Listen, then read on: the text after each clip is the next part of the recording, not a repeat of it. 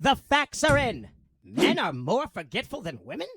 This is the shocking truth. The battle of the sexes has been an ongoing battle raging since the dawn of time. Many debates have occurred arguing who is better at what. But according to a study published in the journal BMC Psychology, it found that men are more forgetful than women, regardless of their age. Oh, I just had a wonderful idea. What was my idea?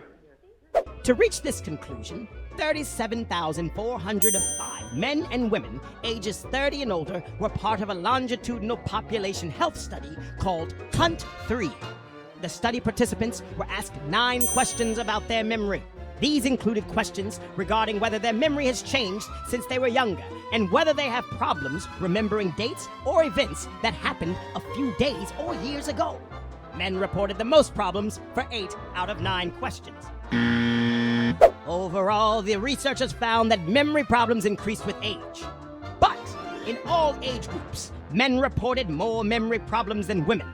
Furthermore, the investigators were surprised to find that younger men forgot just as much as older men.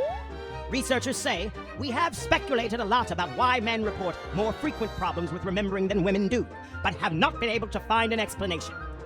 Wait a minute. Wait a minute.